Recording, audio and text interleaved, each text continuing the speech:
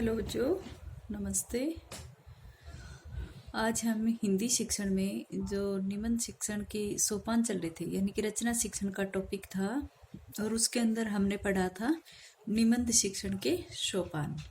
निबंध जो है वो रचना ही होती है, निबंध जो क्या होती है, रचना ही होती है। तो उस शिक्षण के सोपान पढ़ रहे थे हमने कल वाली क्लास में, और उन सोपानों के बाद आज हम पढ़ेंगे कि इस निबंध या फिर ये रचना के जो आवश्यक गुण कौन कौन से होते हैं।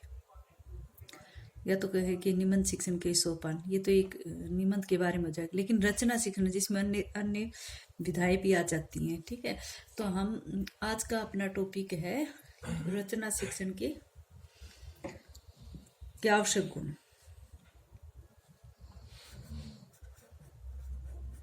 क्या है? रचना शिक्षण के आवश्यक गुण क्या क्या होने चाहिए, यानी कि रचना शिक्षण बालकों को करवाने के लिए उसमें कौन कौन सी विशेषताएं होनी चाहिए, कौन कौन से गुण उसके अंदर होने चाहिए। तो सबसे पहले हम कहेंगे कि जो रचना शिक्षण होता है उसमें विषय के जो भी विषय होता है उसको पढ़ाने के लिए ऐसे शब्दों का ही प्रयोग करना चाहिए जो विषय के भावों को भी प्रकट कर सके। ठीक है, सबसे पहले विशेषता क्या है?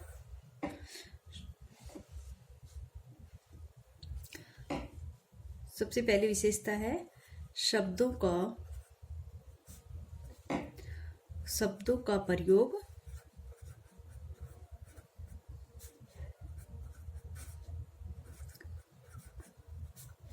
विषय के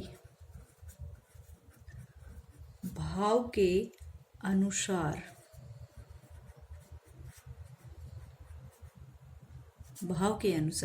जिन शब्दों का प्रयोग हम कर रहे हैं वो ऐसे है कि उस विषय के भाव को प्रकट कर सके, या उन भावों के अनुसार भाई वो अगर अधिक मान लो कि वो अधिक आक्रामक निबंध हो तो उसके शब्द भी उसके अंतर्गत इसी प्रकार के प्रयोग किए जाने चाहिए। कोई शांत रस से प्रिय है तो उसका मतलब ये है कि ये विधा ये जो रचना है ये बहुत ही शांत प्रवृत्ति की है, इसमें शांत भाव को ही रखा जाता है। तो विषय से संबंधित भाव उसके शब्दों के अंतर्गत होना चाहिए, नहीं तो वहां पर अर्थ का अनर्थ हो जाता है। ठीक है, जो बात कहना चाहते हैं वो स्पष्ट नहीं हो पाती।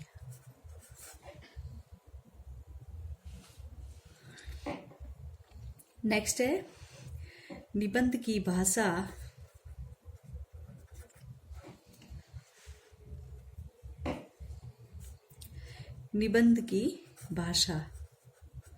कैसी होनी चाहिए। निबंध की जो भाषा है वहां पर अध्यापिकी कथन में भी हमने कहा था कि निबंध की भाषा जो सरल, सुबोध, प्रभावशाली होनी चाहिए। तो यहाँ पर भी हम कहेंगे कि निबंध की भाषा जो है वो स्पष्ट होनी चाहिए,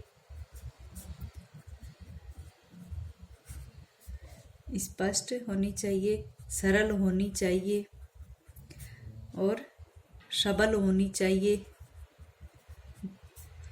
बोधगम्य होनी चाहिए। क्या होनी चाहिए?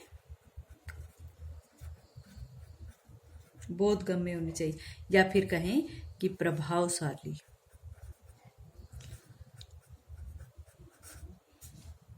निबंध की जो भाषा है वो स्पष्ट होनी चाहिए, सरल होनी चाहिए, सबल होनी चाहिए, बोधगम्य होनी चाहिए या प्रभावशाली होनी चाहिए। ठीक है, इस प्रकार से निबंध की भाषा होनी चाहिए। नेक्स्ट है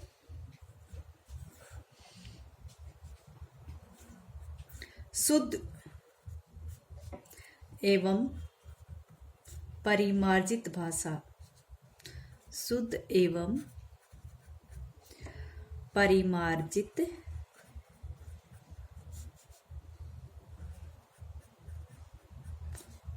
भाषा का प्रयोग। निबंध जो होता है या फिर रचना जो होती है उसकी जो भाषा है वो शुद्ध होनी चाहिए।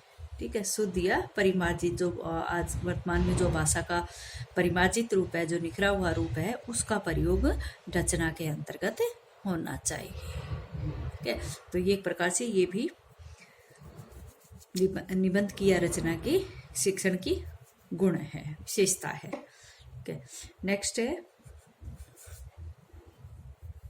रचना का आकार। रचना का आकार कैसा होना चाहिए? रचना जो है वो बहुत बड़ी नहीं होनी चाहिए,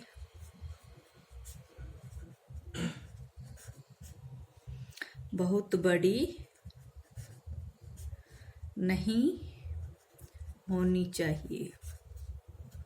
इसका मतलब क्या है? बहुत बड़ी जो रचना होती है उसमें एक प्रकार से बच्चे जो है वो बोरियत का महसूस करते हैं, क्योंकि उसकी भाषा तो वैसे ही हम कह ही देते कि भाषा जो है सरल सुबोध होनी चाहिए, लेकिन निबंध की भाषा जो होती है बहुत ही क्लिष्ट होती है। उच्च कक्षाओं के जो निबंध होते हैं वो बहुत ही गूढ़ रहस्य को लिए हुए होते हैं। ठीक है, तो रचना जो है वो बहुत बड़ी नहीं होनी चाहिए। इसके विपरीत कैसी होनी चाहिए? वो संक्षिप्त होनी चाहिए। भाषा जो है संक्षिप्त, या फिर हम कहें कि सारगम भी, संक्षिप्त,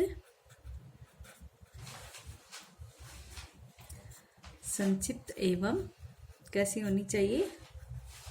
सारगर्भित।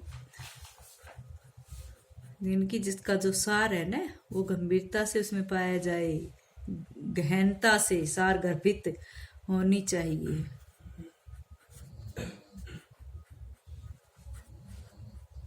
निबंध की भाषा कैसी? निबंध की जो रचना जो है वो बहुत बड़ी नहीं होनी चाहिए, बल्कि उसका आकार छोटा होना चाहिए और वो सारगर्भित होनी चाहिए। ठीक है, नेक्स्ट है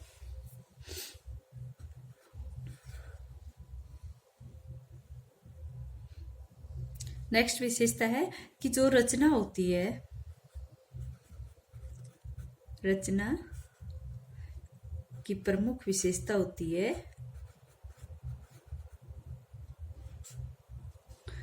प्रमुख विशेषता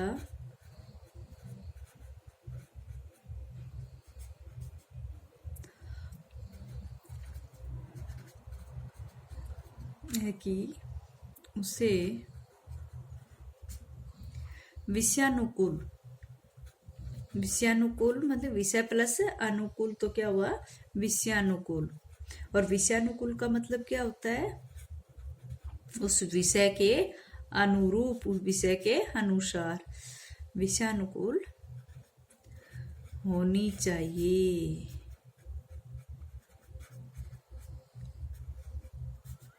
हमारी जो रचना होती है, रचना शिक्षण की ये एक विशेषता है कि रचना जो है उसमें वो विषय के अनुसार होनी चाहिए। विषय प्लस अनुकूल, विषय के अनुकूल, विषय के अनुसार होनी चाहिए।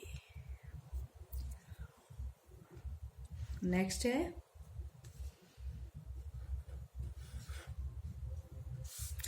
रचना जो है, रचना को अनुच्छेद, रचना जो है वो अनुच्छेद में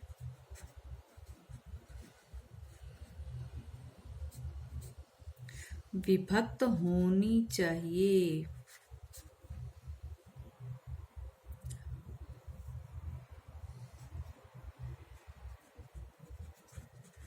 रचना जो है, रचना को अनुच्छेद में विभक्त होना भी आवश्यक है। रचना को अनुच्छेद में विभक्त होनी चाहिए। ठीक है, बगैर अनुच्छेद की रचना का अर्थ जो है वो प्रकट नहीं हो पाता, रचना का जो उद्देश्य है वो नहीं पूर्ण नहीं हो पाता है। ठीक है, तो इस प्रकार से हम रचना शिक्षण के जो आवश्यक गुण हैं उनके बारे में जान चुके हैं।